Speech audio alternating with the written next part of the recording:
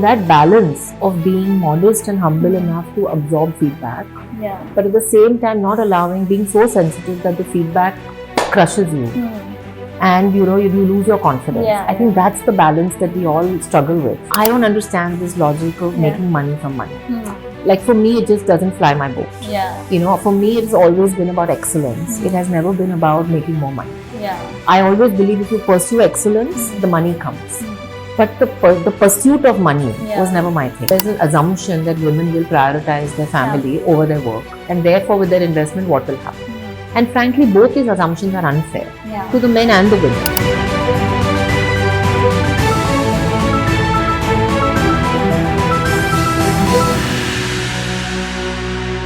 Thanks, Ameera, for joining us today. Really happy to have you in the house. My pleasure. And I want to really start off with what our theme is. You've taken bet on yourself, being from a non-medical background, and you also had taken debt at one point in time to buy out the stake from a PE firm, which is like unimaginable, at least in today's world, from startup founders. So let me just start by asking you as to what kind of biases did you face as a woman in healthcare, which traditionally otherwise is known to be dominated by the male entrepreneurs or the male leaders?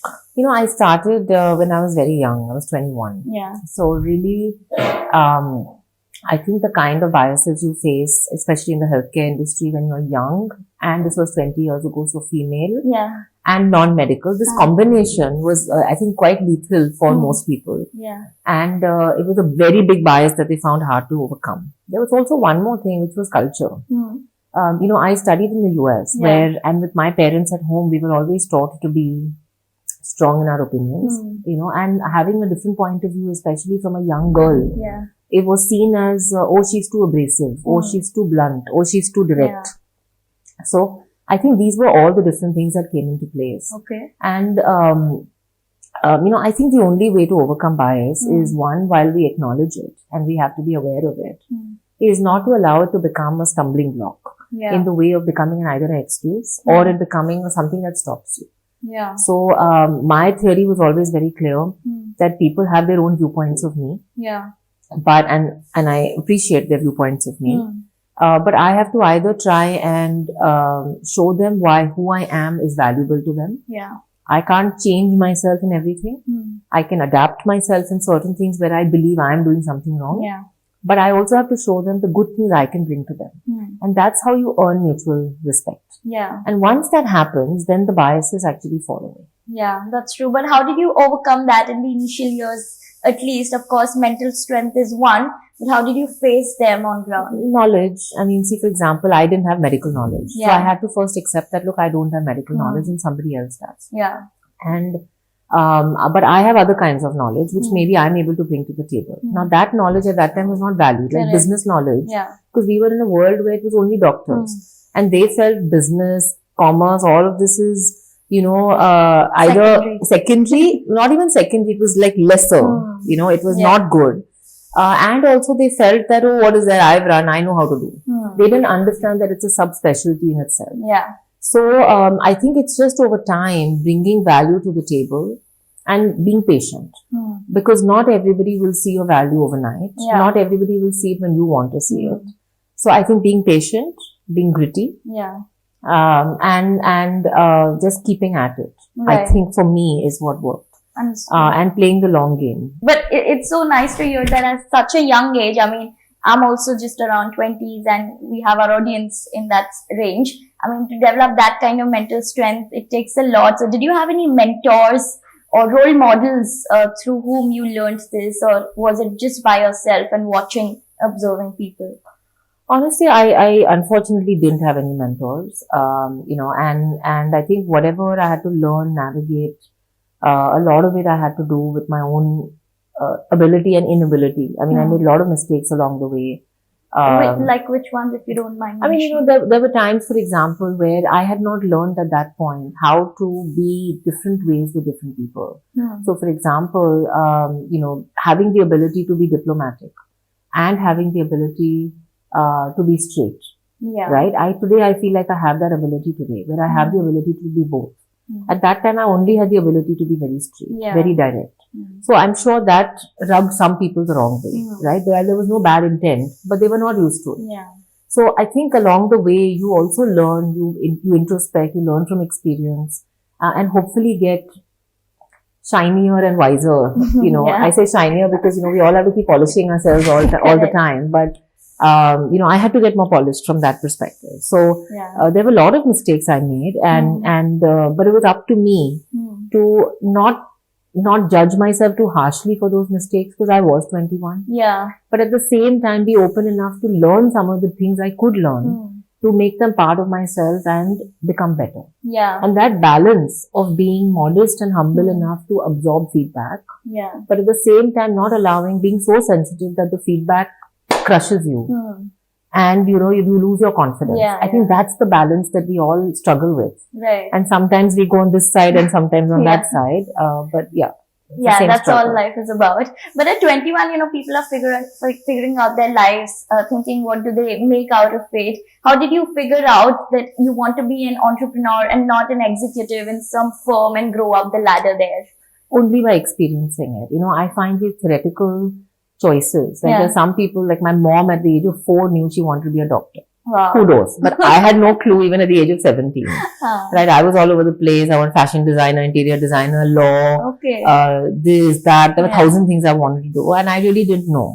And it was only after going to college and experiencing what different things could be. So for example, one year, I went like everybody else chasing Wall Street and consulting firms and you come out of college, that's like the thing, everybody wants. So I also chased it and I ran and I went to Wall Street and I did a short internship there for a few months. At which place? At Goldman in New York. And, I used to feel very stressed to take the tube every day and I used to get off at Wall Street and I was walking in my black suit with everybody to Wall Street. So you feel like, wow, I'm here. But when I was actually in the thing for 3 months, I hated it. I mean, every morning was a struggle for me. Because one, I don't understand this logic of making money from money. Like for me, it just doesn't fly my boat. For me, it's always been about excellence. It has never been about making more money. I always believe if you pursue excellence, the money comes. But the pursuit of money was never my thing. Right? So that was one thing. I just felt like I was not a fit.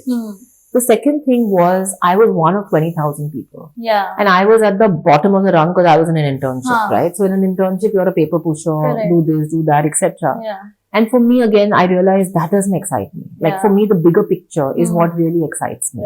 Not the project management or not the coding. That's not what excites me. So I realized that early. So I think it was about being open enough to see that while this could be somebody else's dream and somebody else may love it, I didn't love it. And being truthful to myself and authentic to myself to say, hey, everybody wants to be in Goldman on Wall Street, but actually that doesn't work for me.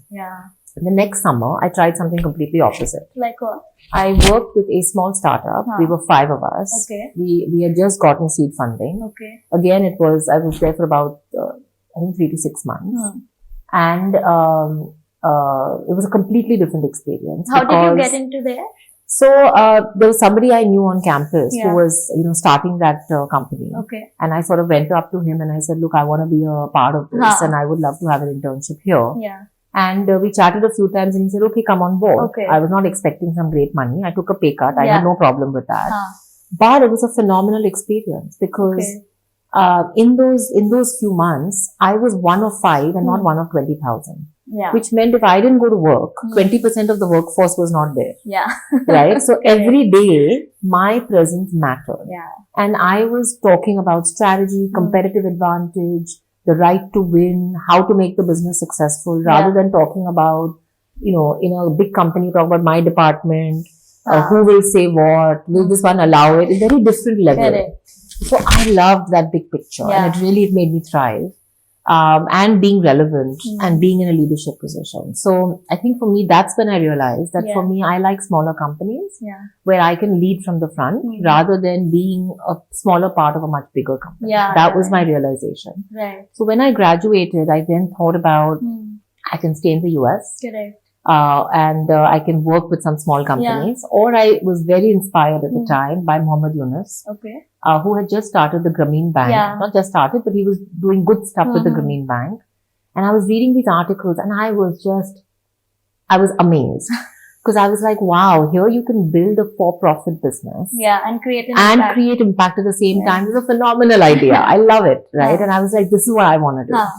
And that's how I came back to India. Okay. And I felt like I had an opportunity to build something from ground up and make an impact because I would be in healthcare. Yeah. And I think so that's what really suited me. Small company, impact, patriotism. Yeah. It all just sort of came together. Okay. Was it the patriotism which got you back to India and not work for a small company in the US? Yeah. It was patriotism, and the second was the opportunity to obviously I had some platform here. Yeah. It was not a business at the time, but my parents both had their own medical practices. Yeah.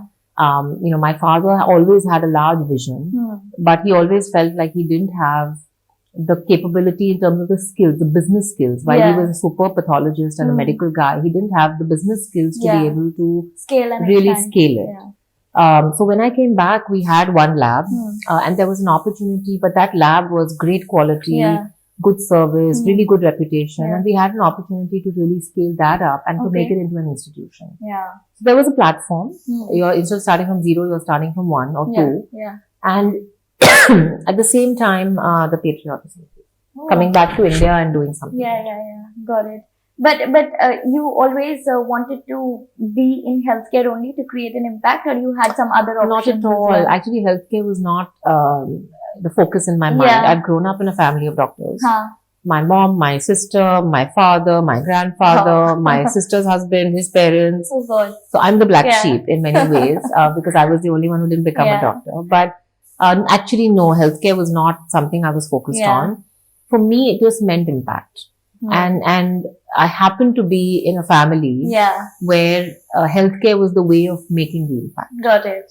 So it could have been at something else. It could have been financial inclusion. It could have been, anything else. But I was always very drawn because of my mother.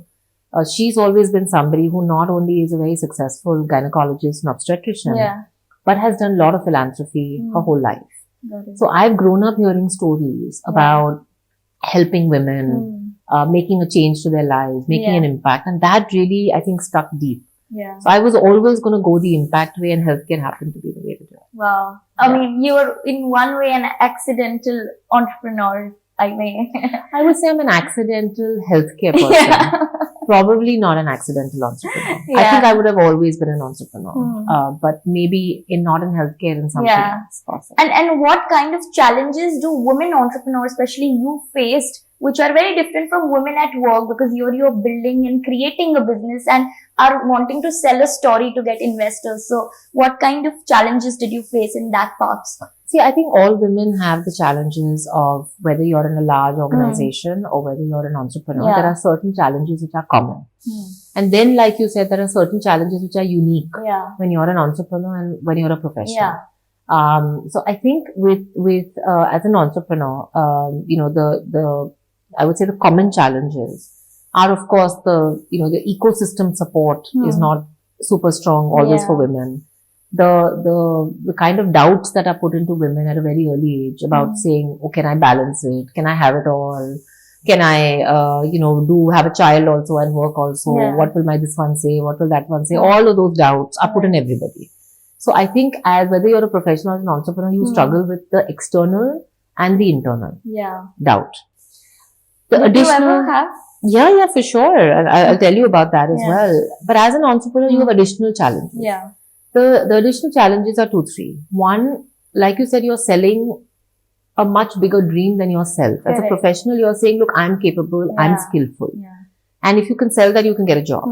Here you're saying, not only am I skillful, but I have the ability to raise funds. I have the ability to run a stable ship that I can pay salaries.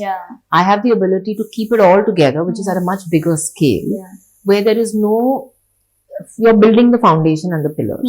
It's not already there. As a professional, the foundation and the pillars are already there. Correct. So it's a very different kind of confidence you have to earn from the outside world. And usually with most male entrepreneurs, the first funding comes from their uncle, chacha, kaka, papa, whatever, somebody. As a female entrepreneur, you don't have those people willing to fund you. Because they feel, but शादी हो जाएगी, फिर क्या, ये हो जाएगा, फिर क्या, all these doubts. So they don't want to put their money. So you don't have as vibrant an ecosystem willing to fund you initially. You don't have even private equity in those days. I remember when I raised private equity and I met a bunch of private equity guys in 2005. At least half of them would have asked me, how serious are you? You know, how long do you think you'll do this? Well, how do you see marriage and children? You know, all these questions came in. You don't think the seriousness question ever gets asked to male entrepreneurs as well? Does it? I don't think so. No? Never. I don't think so. I think there's an assumption that men are hungry and aspirational and will prioritize their work over their family. And there's an assumption that women will prioritize their family over their work. And therefore, with their investment, what will happen? And frankly, both these assumptions are unfair to the men and the women. You know, because both should be given an equal slate to say, look, I may prioritize different things at different times. And that's life. That's what it means to be a human being. If you only prioritize work your entire life, you're half a human being because you don't have the joy of everything else in your life. Right? So, but how did you deal with those questions that came your way? Just straight. I mean, honestly, you know, without having too many baggage in my hair of saying, oh, they're discriminating against me. I just left all those conversations out. And I was just like, if they asked me a question, look, are you serious? I would say, yeah, I'm very serious. You know, I've spent the last 5 years doing this. I see myself doing this for the next how many years. And I would show my seriousness by my passion, by my ambition, by the work I did. And they would see it. You know, so I think, you know, like I said, I think it's important to be aware of the biases, but not get caught up in them. Because when we get caught up in them, we actually lose sight of the main goal.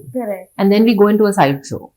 You know, so the important thing is to always keep your eye on the bigger picture. I was trying to raise funds. Somebody's asking me questions. I'll answer them and I'll get my funds. Simple. That's, you know, that's just to keep it simple and clean and to the point. And you were also saying that you had some internal doubts like about your family and work. So what were those and how did you tackle with them? So the internal doubts were not about family. My family's been always super supportive. But my internal doubts, like for most women in India, are about multiple things, right? Oh my God, will I be able to do this? I don't know. Am I smart enough? Oh my God, if this happens, then I will be seen as not capable. What if I fail? What if because if I take this risk, what if everything crashes?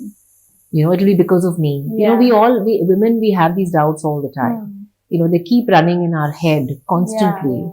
And the same thing happens when we become mothers, right? Oh my God, if I leave my child and I'm at work, you know, will my child tomorrow feel like I wasn't there for him or I wasn't there for her? You know, we have this what if playing constantly. And important thing is to realize, where does that what if come from? It's less in my mind about financial independence and it's more about confidence, which is actually the most important thing. I've seen enough women who have money in their bank, but they don't have the confidence to spend it. Right? Because again, the what if comes in. But that's about the challenges, you know, that individuals face at work and in life.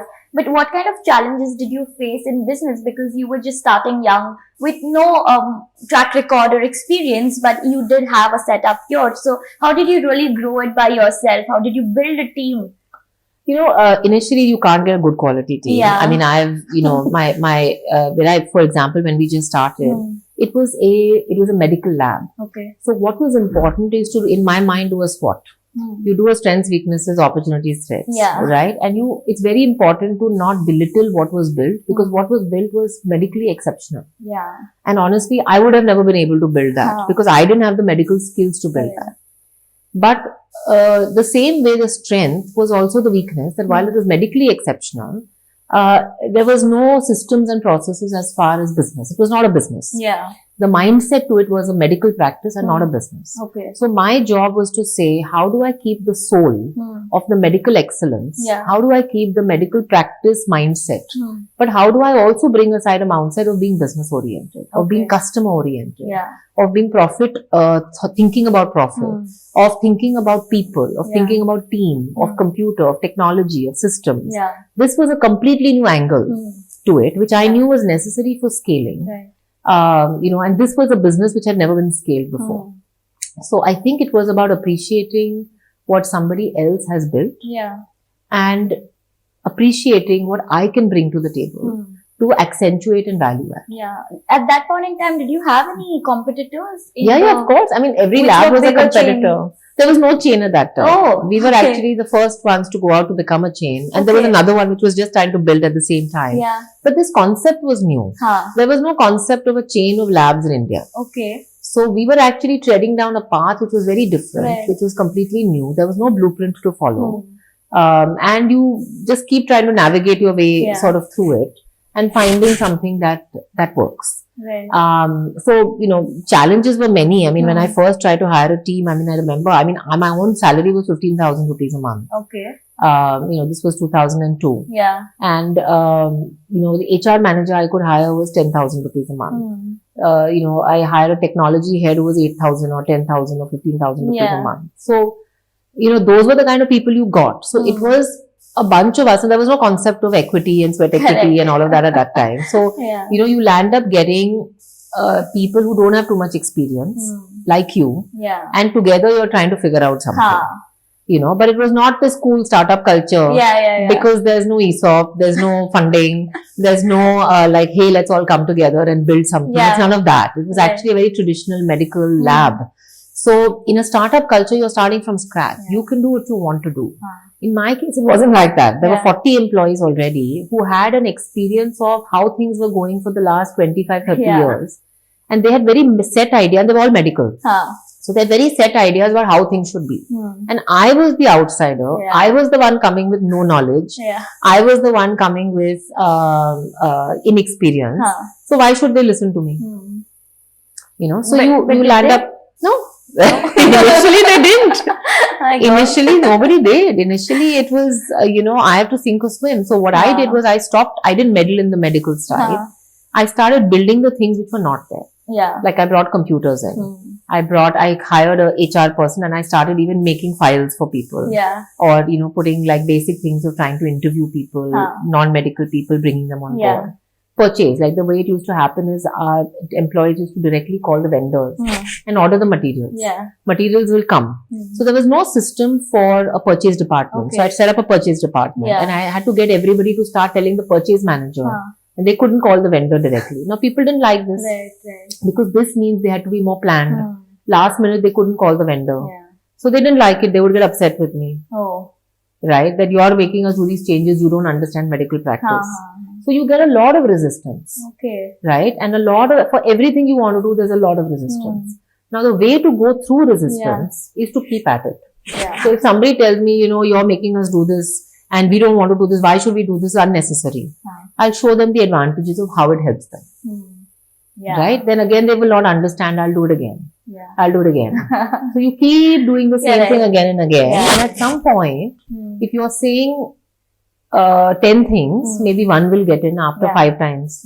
After some more times, second will get in. I think that's the skin of an entrepreneur, to just keep at it no matter what. But in one of your articles, I was also reading that your father didn't give the platform to you right from the top. You rose up from the bottom to the top, so you knew what was happening in the ground with customers. So how was that experience and what did you start with initially? See, that time there was no bottom and top, right? The reason is because there was one pathologist, which was him, and there were 40 technicians. Okay, that's it. Right? So there was if I had to be a top, I had to be medically expert, which I wasn't. So there was no choice but for me to start from the bottom because everybody, all 40 were more qualified than me. Right? So the place I started was at the front desk. Okay. Right? And I started at the front desk because I said customer focus is most important. So I used to stand at the front desk and I used to give the reports in the evening. Okay. And the goal was in the morning I would make sure the blood was collected nicely and the experience was good for customers. And in the evenings I would make sure the reports were given on time. So being in the front and dealing with customers helps you understand what customers need. And then you can start to build things at the back end. So, and then during the day, I would do the IT and the purchase and the HR and the admin and all the other pieces. And I would think about how do I increase the walk-ins of patients. And I remember the first camp, we got 50 people or 30 people. One of the camps, we got 100. Wow. Now, based on the registrations, I anticipated how many people are coming. And we had everything down to the detailed plan to the last, I'll tell you what to the last what was very interesting. So the idea was they come and in as short a time, you give them the full experience without waiting. Okay. So they should do 1, 2, 3, 4, 5, everything done and out in 2 hours. Okay. So that they get everything done and they're not just waiting around hanging. And if they're waiting, how do you deal with them? How do you offer them tea, coffee, everything? Yeah. Now, I never realized this, but my father told me later that when he was very impressed at that time with me for one reason. Because the package was 99 rupees. Okay. And I had anticipated that most people will come with a 100 rupee note. Huh. So I had gone to the bank and I had got a bag full of 1 rupee coins. Oh, nice. That last minute, we don't have to worry where to give a change. Yeah. Right? So, these experiences help you realize actually 80% of the work is planning. And then the execution goes much smoother. Right. In India, we are actually not taught this. I had done my bachelor's in business. Yeah. There was obviously some theory that had come from there. Correct. But it's theory. Yeah. It's as much as you have ideas, and you have to then experiment with them. Yeah. That's true. And then why did you decide to get in the PE guys into the business? What time was it? Like, when were you looking at an inflection point and thought that I need more investors now to grow my business? So actually it was 2005 and we wanted to do some acquisitions. We were primarily at the time in Bombay. We had used some internal accruals to buy a lab in Chennai and to buy a lab in Kerala. Yeah. And we wanted to expand more across the country, but we didn't have enough profit to use to do acquisitions. Yeah. And you could not raise debt to do acquisitions in India at that time. Okay, yeah. So the only option left was private equity. And private equity was a word nobody had ever heard of in healthcare. Yeah. So there were no healthcare companies who had raised private equity. Yeah. So I started going to conferences and attending, and I started hearing this word private equity. I started meeting some people. The conferences were happening in India on this? Yeah. When I say conferences, means some bankers you meet. Okay, got it. You meet some, there was one private equity conference I remember in 2004, which I attended. Nice. So I started attending and getting exposure, and I realized, look, actually this could be a good option for us. Then I came and convinced internally. Yeah. And I started engaging externally with bankers and with potential private equity to start saying, what does it mean? Yeah. Because I don't know, I'd never raised money before. Right. So when you raise money, what does it mean? What are the terms? What are the risks? Yeah. Where do you get stuck? How do you decide valuation? How do you use the money? Right. All of that, exploration. And then 2006, we got the investment. Yeah. But how did you get ICICI Ventures as the investor? Was it through the banker itself, or you also had to choose? Yeah, of course you have to choose. Yeah. So, there were already a bunch of private equity who were coming to meet me. Yeah. Then I appointed a banker. Okay. Somebody I felt comfortable with, somebody I felt there were terms I could agree with, etc. And then we sent out the IM, information memorandum, to about 20 people. Okay. We actually got interest from 7, 8 or 10. Yeah. So I landed up doing meetings with all of them to explain our vision, our plan, where we are going, made the business model, did all of that. Brought it down to 3. Okay. The way I chose ICICI is important. The main reason I was saying that, people don't focus enough on terms. We only think about valuation because it strokes our ego somewhere. Yeah. So what I realized in that process was that actually the terms of engagement are as or more important than the valuation, because the valuation is one point of time. The terms are going to be how you're going to work together for the next 4 years or 5 years. Yeah. Right? And that can make or break you. I'll give you an example. For example, at that time, even now, there's something called a tag along and a drag along clause, right? Where they'll say, okay, if you can't give me an exit by this time, then I will drag you and I can sell this company to anybody I want at any price, and you have no choice, right? Now, do you agree to a drag? In what situation do you agree to a drag? At what timeline? Is it after exhausting all options? Is it first opportunity you're giving a private equity? Because the private equity in the agreement will try to get the best terms for themselves so that they are risk-free. Yeah. Right? Do you know enough about focusing on those terms to negotiate it? So I would much rather negotiate a drag or negotiate a IRR than negotiate only the valuation. And what was the negotiation on the IRR front? So for example, the private equity guys put in that I want a minimum 25% IRR every year. Yeah. And if I don't get it, I can drag you. Okay. Right? Now, who can guarantee a 25% IRR in life? So many things happen in the world. Now, do you drop the IRR for a drag? Can you lower the IRR for a drag? There are so many negotiations possible. Right. But I find people don't focus on those things and they get stuck on valuation. Yeah. But people realize this only in hindsight. How are you so conscious at that point in time that the terms are more important? I think by working with the bankers and the lawyers and saying that, look, we should not get stuck in something. See, my perspective has always been long term for everything. As you heard me say, keep at it, long term, etc. So for me, what I try to do is do 2 things. One thing is keep ego out of the equation.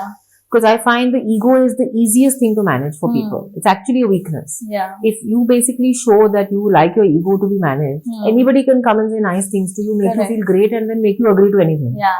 So I actually see the need for sweet talk, the need for respect, the need for stature, the need for all of these things actually as a weakness in myself if I need it. Yeah. Because then it's very easy for anybody to manage me. Correct. Right? Anybody can sweet talk me and manage me. But if I'm clear that, look, I don't need an ego massage in life. I'm confident in who I am. Yeah. But what I need from you is fairness. What I need from you is a good way to work together where neither of us get into dispute in the future. And it has to be a win-win. Every relationship, every transaction has to be a win-win. Neither, if I get a very good deal, that means you're unhappy. If you get a very good deal, that means I'm unhappy. Both have to be happy, which means the deal has to be fair. So if anybody is paying me 25% more than everybody else, my first thing is my red alarm goes off. I don't feel happy. I say, why? Why this person wants to pay me 25% more? What are they needing from me? Right? So I think it's about not getting carried away with ego and having a long-term perspective. Yeah. So was Renuka heading the deal at that time? She was. And how long did it take for you to decide on the first PE investor? I mean, I think the whole process was about 6 to 9 months. So from the time you decide, as a company, you're not ready for diligence, you're not ready with the financial model. So all that takes you a good 4-5 months to build. And then you start meeting people. Then when they come in, their diligence takes 2-3 months because you as a company are not ready. Yeah. So 9 months, I would say, is the whole process. Understood. And then when did Warburg come in? Why did they come in? So Warburg was 2010. Yeah. So ICICI Ventures was there for about 4.5 years. Yeah. Most of these private equity companies need an exit between 4 to 5 years. Okay. So, one of the directors, Anand and Alluri, both were exiting from ICICI Ventures and they wanted to exit this company from the portfolio before they exit or as they exit. So then we were looking at saying, okay, now ICICI Ventures phase is done. Now we want to sell to another private equity because we were too small to go public. Right. We again met with a bunch of people. I again was looking for a company which was very corporate, very fair, clean in their dealings. Somebody who was going to play a good role institutionally, with the right agenda, the right outcomes. And Warburg was a blue chip firm, still is, good people, clean in their behavior, no politics. So again, shortlisted down to 2-3 and chose them. Wow. And then why did you want to buy your stake back? Because I mean, investors look good on the cap table, but of course your ownership is also something that really matters. So how did you reach to that stage when you were able to just buy it back? I mean, I'm sure that the stake would have been worth many crores. So how did that happen? This was 2015. Yeah. I had only 36% stake in the company. Yeah. And there was another investor who also had 36% stake. And we found that we had very different styles of management, very different styles of wanting to build the business. Okay. And I realized that a company which has different ideation and philosophies, it's like mother and father wanting to raise their child differently. There's going to be chaos. Yeah. Like what differences were there from their side and your Very side? different in the way of how we saw sustainability, how we saw long-term versus short-term. Yeah. So we realized that this is not going to work longer term. And actually it was suffocating the organization because we had mother and father with very different thoughts. At the time, the only solution was for Metropolis to be under one style of leadership so that it could continue to grow well. Yeah. And Warburg Pincus needed an exit. Yeah. If we had given an exit to another private equity, I would have been at the same position. Yeah. So, because we were unfortunately in a little bit of a tussle with this other investor, and the other investor was not allowing Warburg to exit. Oh. I felt that it was my risk because Warburg had invested on the back of me. Yeah. And they had on my confidence. And now they were getting stuck in the company because the other person was not letting them exit. Right. So I had a chat with them, and while we tried to get them to sell to another private equity, that got blocked by the other investor. Okay. And therefore I said to them, I said, look, it's my responsibility to give you an exit. Yeah. And I will figure out a way to do it. I don't have any family wealth that I can use. Yeah. So I then went to KKR and I took structured debt from them Okay. at crazy interest. Yeah. And like beyond 20. it was 30%. 19-20%, which was a lot. Yeah. And I took money from them and I said, look, I will buy over your stake. Okay. And I bought over their stake and increased my shareholding Okay. to about 64-65%. Yeah. And at least I knew that under one kind of leadership, Metropolis would then be on a consistent boat. Yeah. Now, whether that boat sails or that boat sinks depends on me. But at least now there is no chaos, there is no volatility, there is no instability for the organization. Right. And that for me was very important because I've always said very openly, Metropolis is my first child. Yeah. And to see to see your child, for example, when parents don't get along, the child is the one who suffers. Correct. And in this case, Metropolis was suffering. So the only way is one parent has to take primary custody and, bring the child up. Yeah. If you can't agree to managing it otherwise. And that's what I did. I took primary custody and I said, look, now it's up to me how this child grows up. Yeah. I'm very happy that, since 2016, it's been a great journey for Metropolis. I think child has grown up as an adult and getting only stronger every year. Yeah. And for me, that's my pride. But how did KKR agree to take such a big bet? It was a big bet on their side, and I'm very thankful. I've always been very thankful to all my investors and partners because they believed in me. At the end of the day, it comes down to them believing in you from 2-3 angles. One, believing in the business. Yeah. Second, believing that you have the right intent and that you are not a scam artist, that you're going to take their money and run and you're going to pay them back. Yeah. And third, that you have the ability to make magic with the business. Yeah. It's all three. And somebody has to have that belief in you because it wasn't a small amount of money. I raised 600 crores on the back of my name personally, right? And that money I raised in my personal name. And, if I had sunk the ship, they were not going to get that money back. So it was a big punt on their side. And they therefore they deserved the interest that they were charging because they took a big risk. Right. And I was okay with that. And I'll tell you the way, to answer your question, the way they did it was one, for me to be very transparent about what I think I can do and cannot do. Yeah. Never give pipe dreams and overcommitments to people when you can't deliver. Yeah. That's one. The second thing is they had seen me have 2 times before that bring private equity in and give an exit where those investors had made money. Right. When people make money off your back, it gives great confidence to the new investors coming in that this person is a fair person, this person will pay their money back, will make money for us. And that creates a lot of confidence. So my behavior has always been do with other people what you want them to do with you. Yeah. Practice that. Be fair. Don't try to cheat anybody. I think then people honestly support you. Yeah. And how did you pay off that debt? By working very hard. No, but on a serious note, I took a 5-year bet. Okay. And from 2016 to 2019-20, I always knew that I will not have the money from personal resources to pay back. So the only way is I have to grow the value of the company enough that I can then sell some equity and pay back. So what I did was I declared dividends from 2016 till 19. Yeah. And whatever dividend money as shareholders we got from the company, which all shareholders got, I used that not for my personal benefit, but I used it to pay back the interest to the for my debt. Right. And I could only pay a certain amount of debt back. So out of the 20% odd, I could only pay 5%. Oh. The rest of the 15% kept ballooning. Okay. And I was paying interest on interest. Yeah. So finally in 2019, we went public. And I sold equity. Okay. And I paid back half the debt at that time. Okay. I still held on to half of it. Oh. And then in 2020, I sold a little bit and paid more. Yeah. And then 2021, I paid the full. Oh my God. Such a long haul journey. How do you deal with such pressure and responsibility on your shoulder? Because I'm sure it must be pressurizing somewhere or the other. No, of course it is. Look, the 567 crores of debt I took became 880 in 3 years. In 4 years, right? It was a lot of money and a lot of pressure. I think for me, 2-3 things. One thing is, I had planned everything going back to our planning point in 2015. I had run through all the scenarios of everything that can happen, good, bad, ugly. Yeah. And I knew that it's a cash generative business. Yeah. And therefore, if I keep steady ship, whatever dividends I get will pay at least that 5% back. Yeah. So I knew I was not going to default on my commitments. I also knew that in case the value of the company doesn't grow as fast as I wanted to. Yeah. The worst case situation was that I would have to sell more equity Hmm. or I would have to sell the business to pay back my debt. Yeah. So I had done all the calculations and scenarios. Now there's always a chance in every calculation Correct. scenario things going wrong. Yeah.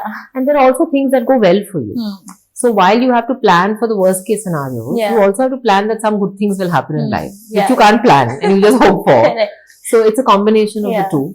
I got lucky in some ways. In some ways it was hard work and planning. Yeah. But managing the pressure was really about quantifying the risk.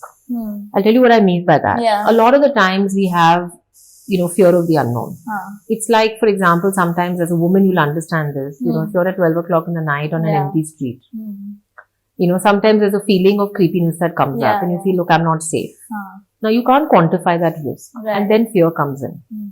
And fear comes in and you start to feel, what if this happens? What if that happens? What if this happens? Yeah. Right? And then you say, okay, let me just go home. But what if we stopped? Yeah. And that may not be the perfect example, but what if we are able to quantify the risk?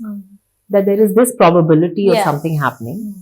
There are these chances. This is the possibility of something happening. And if you came to the conclusion that actually the chance of something happening is 0.5%, the fear that you have would actually drastically drop because you have now been able to quantify it. And you realize actually the what if is possible, but it's not probable. Yeah. Right? So the minute you quantify risk, you are able to deal with it rationally. Fear, otherwise you deal with emotionally. Yeah. And it becomes overwhelming. Right. So my way of dealing with it has been to quantify, analyze and rationalize as much of it.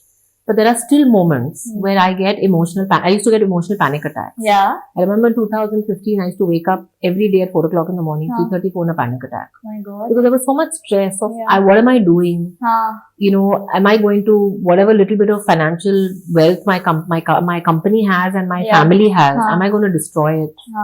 What if I can't pay back? What if I went to jail? Like there were so many thoughts that came out of basically destroying my entire life. Yeah. And when you get up in that emotional panic or you feel it, how do you calm yourself down? How do you reassure yourself? How do you bring yourself back to your rational self? Was something I had to train myself to do. Yeah. And are you trained now? I would say so. I would say so. Look, I don't think you're ever trained for everything. And I think every emotional situation is different. Correct. I mean, today if something happened in my family, maybe I wouldn't deal with it as rationally. And it would take some time to train. Right. But I've often observed this, that in times of crisis, I'm able to keep calm and sort of say that, look, the best way through the crisis is to think through it, is to think what is the best thing I can do in the situation. Yeah. How do I respond to this that can manage the situation best? Yeah. And by keeping my cool, I'm actually able to handle situations much better Right. than just getting really flabbergasted and emotional and weeping and getting upset and crying and, oh my God, what will happen? Oh my God, this will happen. That doesn't help anybody. Yeah. Actually, you become a liability on others. Yeah, that's true. Yeah, that's so true. And when did you decide to go public? I mean, there was so much going in the business already and people were anyways telling you that you should go public. But then when did you finally decide by yourself it's the right time to do it? I don't, honestly, at that time, it was actually not the right time from a environment perspective. 2019, ILFS had just happened. 6 months before that. The financial markets were in turmoil. The sentiment was really negative. Yeah. And honestly, people didn't have, it's like right now, there's a bad sentiment financially. It was the same thing that time. It was a bad financial sentiment and people did not want to back companies. But I was also very aware that I had all this debt. And I thought to myself that, look, I can wait for a time when the valuation of the company is better because the sentiment is better. Which means I'll dilute less equity. But if sentiment is bad, that means the situation somewhere is bad. So is it better for me to continue waiting for a better valuation in a bad situation? Or is it better for me to dilute more equity and exit at least part of the debt and lower my risk? And the decision point again came back to Metropolis. My question I asked myself is, in what situation is Metropolis better? Because as a child, if your parent is not stable, you're not stable. And I said the thing that will stabilize Metropolis the most is if I am in a place where I am reduced my risk. So that was my decision to say valuation is low, it's not the right time in terms of valuation, but I'm still going to go ahead because it's the right time for the organization to be more stable. And by me lowering my risk, it lowered the risk on Metropolis. Okay. So was it the debt that led to only the decision? debt. Okay. I would say only the debt. Okay. If the debt wasn't there, I would have probably postponed by 6 months, 1 year, 2 years. Then the situation was better. There was more positive sentiment in the market. Right. So at the time of listing, because the market was in a negative sentiment, how was it on the stock market? We had to take a 25% haircut on the valuation that we expected. Okay. Right. So again, I find I'm always coming to these crossroads where you have two decisions to make. None of them are easy. They are tough decisions. But that decision making and keeping your right mind while making the decision actually determines the next many courses of your life. Right. And I've always kept certain principles on which I make the decision, which is always long term, which is always a larger perspective, which is no ego, and doing what is right for the business, and which sometimes may or may not be right for me. But we are two different people, and the business deserves its own identity and its own focus. And its own shine. Its own shine, absolutely. And how is the company doing now at this time? Very good. Very good. My pride and joy. And is the market sentiment good now? No, market sentiment is not good, but the company is good. Okay. And I think again, it's important to separate between the two. I think the company is on very solid ground. We have a good team, good growth, good profitability. We went through, and we are still going through a lot of disruption in the market, not because actually there is a huge disruption affecting us, but there's a lot of noise in the market around, a lot of competitors coming in, a lot of people cutting prices, and so investors get jittery because they feel, oh, margins are going to fall, revenue is going to fall. But actually, if you've seen in the last 9 months, and it's difficult for investors because there's COVID, there's non-COVID, it's all mixed. But if you actually separate it, the non-COVID piece is growing well for Metropolis, much faster than the peers. Profits have been maintained, margins have been maintained. So I think generally we are on a good trajectory. But there is so much external noise that that's something we can't control. And things will settle in its own time. But did you see a big spike in the growth in the 2020, 21 Yeah, absolutely. So 2021, 21, 22, while non-COVID came down, COVID obviously ramped up. So at a point, 20-25% of our business was COVID contribution. But non-COVID had come down that much. So the people were not getting sick because they were sitting at home. So we saw big changes. And so it's been actually quite difficult for investors because of all these reasons, because the numbers are not clear. But how do you make sure that you differentiate in a market like this, which is now so crowded with many other players also and other startups trying to come in and make investors feel jittery? What kind of new things are you trying to bring about? Actually the important thing is to go back to the fundamentals. So I actually don't believe that we have to keep doing new things. So it's a combination of two things. One thing is what made us successful for the last 30-40 years has been the fact, the very basic fundamental fact that we give the most accurate reports. And doctors trust those reports, especially when people are really sick. See, when you have a normal cough, cold, fever, you may feel, arey, kidhar bhi chalega. But actually, when you've got cancer, when you've got stroke, you've got a neurological problem, you don't want to take that risk in life. You want to be very certain that the diagnosis is correct because your doctor is going to take out your organ or keep your organ based on that diagnosis. So you don't want to take a risk if you can afford it. So we've actually gone back to our fundamentals of saying that, look, the things that we do well, we must do even better. Number one. Right? And we must do it really well.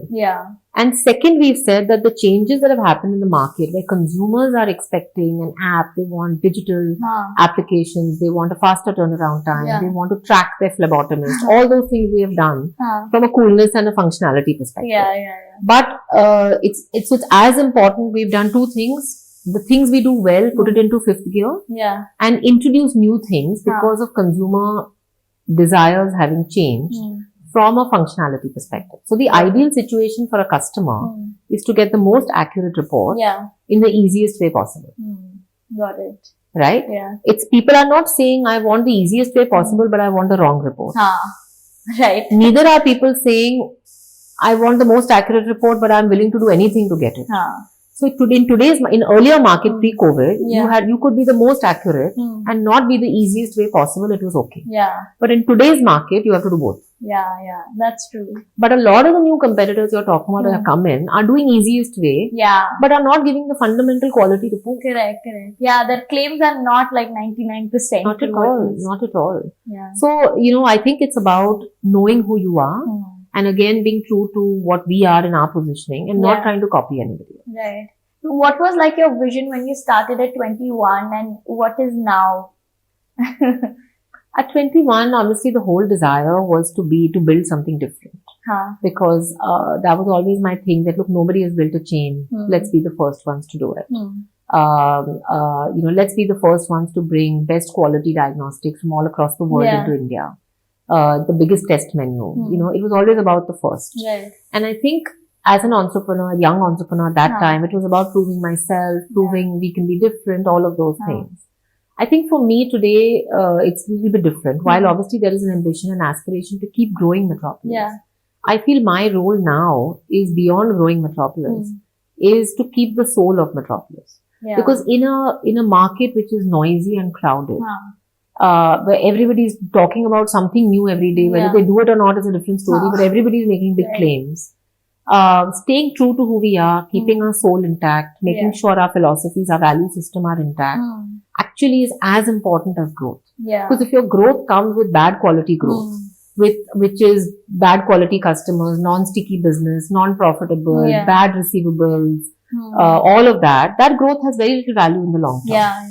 So my job is to make sure we are growing, but growing in the right way, with the right value system. Right. And how do you see a change in the market from the pre-IPO time to now? What's the kind of change that has gotten into the business because of the listing?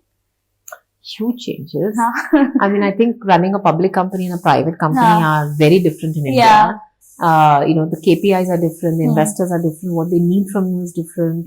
How you think about the business is different. See, private, in many ways, you can do what you want. You have only one or two investors who you have to keep happy.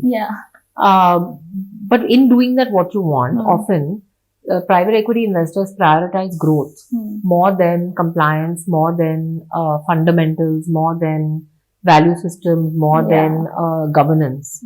And as long as you're growing and the value is increasing, they're very happy.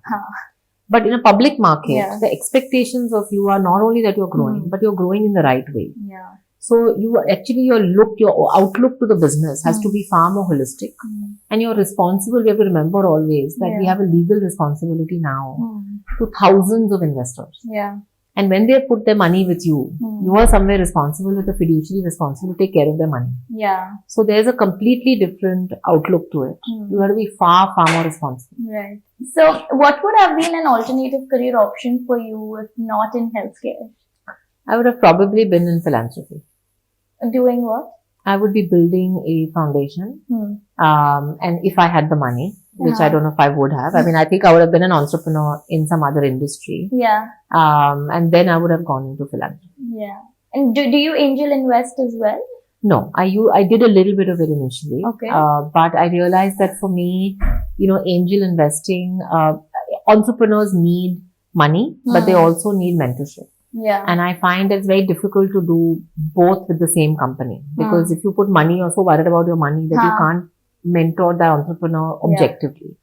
So I have chosen to do mentorship and not angel investing. So where all are you mentoring, on which platform? So I have my own platform as well called Empowerers, which is a platform where I basically help young women entrepreneurs and mentor them in achieving their dreams. I don't have any financial connection with their businesses or sweat equity or anything. It's just support and help. And it's peer-to-peer learning as well as my support to them and guiding them in their journeys. And I also do this for many businesses which are not part of Empowerers. I think this part will really help the audience. They'll be like, wow. I look, my only need from all these businesses, and I tell all these women, that look, I don't need anything from you. I don't need you to pay me for my time. I don't need you to give me equity, nothing. I don't need anything from you. The only thing I need from you is a promise that when you become successful, you will pay it forward. And you will do this for another 10, 15, 20 women in helping them in their businesses. Because this is the only way the chain will keep moving and more women entrepreneurs can come up in it. One of the biases that you would also faced, somewhere I read, I don't know if it's true or no, that you were taken as a secretary when you would go and pitch into the meetings. So could you tell us a little bit about I think they're all funny stories. At that time, Yeah. I used to feel upset. But No, but it still happens, by the way. A lot of young entrepreneurs. yeah, it happens all the time. You know, the minute you walk in with a man into a room, Yeah. the automatic assumption is the guy is the boss and you are the assistant. That's the automatic assumption. Yeah. And it may be the other way around, but that's the assumption. Yeah. So I've had many meetings where I've sat with my managers in a meeting where the person on the other side doesn't want to look me in the face, will keep looking at the manager, will not look at me, Okay. will keep talking to them because they feel they are probably the decision maker. Oh. So you have these incidents, and again, I think you have to take it with a pinch of salt and take it with some humor and move forward. Because you take this is not about you. Yeah. It's about somebody else's thought process. Correct. What can you do about their thought process? So you seem to be very chilled out in life now. So what do you do apart from the work to keep yourself balanced? Well, I had my second baby 3 years ago, which is Karma, my son. Yeah. So honestly, I would say in the last 3 years, my life has been full of Metropolis and Karma. Acha. And of course, family during COVID. But otherwise, I love chess. I love sports. Okay. So tennis, volleyball. I love the outdoors. I like sailing. Yeah. So I like to be hiking. I just love to be in the outdoors. That's my thing. And right now, honestly, for me, the important thing is to get time with my closest loved ones. Yeah. So really, time is busy in all of this. And you have traveled to different countries because of work and otherwise also. So what kind of cultural differences have you seen by yourself in those countries vis-a-vis in India? It could be on various things. Yeah, just 2-3 examples. I'll give you a simple thing, which was very recently I saw about, right? Like Finland has been voted for the 4th year consecutively or something, the happiest place in the world. And who votes? The citizens of Finland. And when you go a little deeper into what makes them happy, what's apparently come out is that happiness is defined by if your expectation of life is here and your life is here, you're unhappy. If your expectation of life is here and your life is here, you're happy. Right? This is a happiness, this is unhappiness.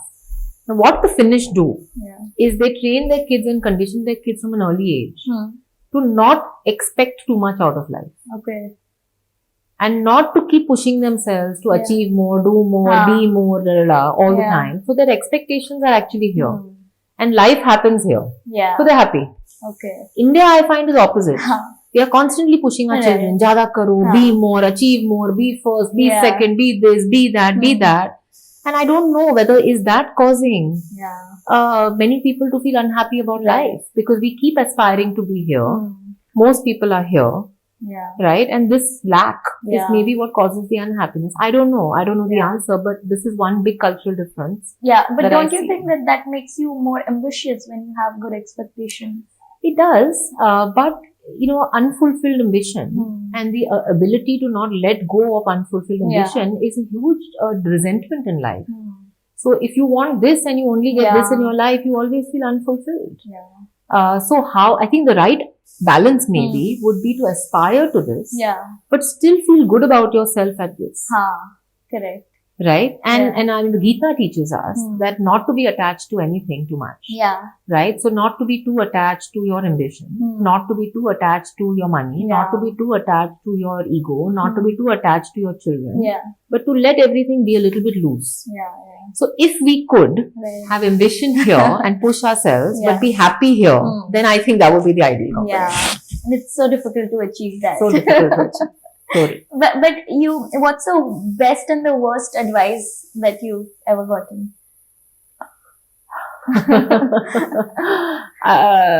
Best advice I would say is don't care too much about what people think. And whom did you get it? My parents. Okay. They have never really cared too much about the world and what they talk about them or me or anybody else. So it's always about being authentic to yourself. That's, I would say, probably some of the best advice. I would say worst advice is my mind goes to a lot of people telling us to do certain things in Metropolis. Like I said, for the show. Or go international because it looks good. Or build a building of Metropolis and put a brand of Metropolis on it, people will be impressed. Or go public because people will think you're a big company. Or do this because people will feel that way. So it's actually exactly the opposite, I would say, of my first advice, which is people telling us how other people will be impressed if we do certain things. I would say that's the worst advice. And any regret that you have so far, maybe in your life or professional career? I have many regrets. When I say regrets means like you could have done it differently. So I wouldn't really call them regrets really, but I would say there were many points in which I would have done things little differently for sure. I mean, I've had as many, I would say, things which I think I've done well, and I've had so many things I've not done well. There's a long list. Top 5 or top 3.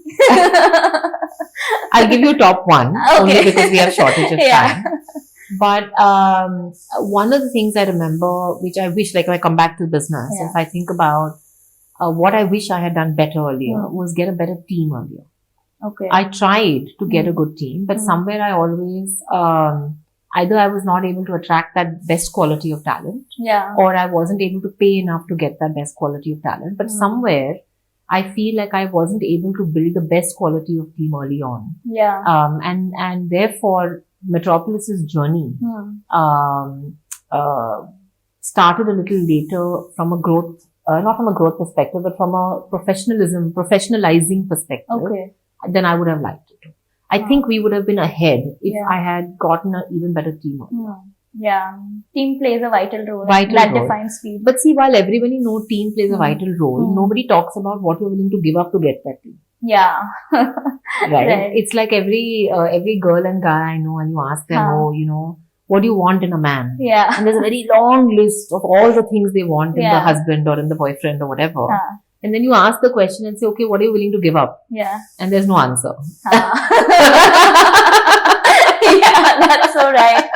You just want to take but not give anything. You don't want to, none of us realize what we're willing to trade off.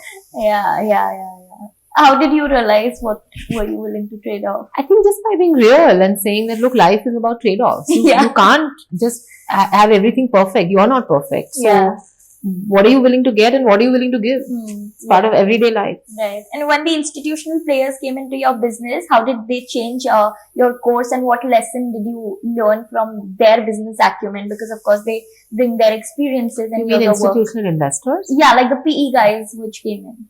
See, again, PE guys usually come in and they bring better governance to the company. And again, it's, as an entrepreneur, some entrepreneurs will say, no, I don't want outside interference, and they keep everything very hidden from the private equity investors. They do what they want. They treat their companies like their piggy banks. In that kind of situation, you will never evolve. Our style was always to be very open, very transparent. We were very clear that Metropolis is not my piggy bank. It is its own entity. We get a salary from the company and we have to make our life in the salary or whatever dividends are coming. So it's about giving respect to the institution for what it is and giving respect to people who you're bringing on board. So please hear them.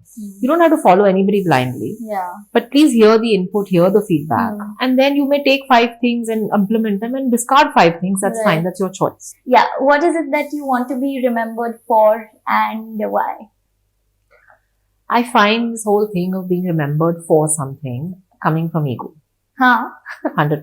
So I find, for example, this need to have my name on something, the thing that people will remember me as legacy. I find all this is coming straight from ego. For me, I will be very happy if the people I have interacted with, when they think of me ever in their life, not because they saw a monument or they saw my face or they saw my statue or anything like that, but if and when they thought of me, they thought of me as somebody who impacted their life in some way. In a positive way. I was somebody who cared for them. I was somebody who took care of them. I was somebody who showed them love, sometimes tough love, spent time with them, whatever. For me, I think the value of your life is the impact you've made on people.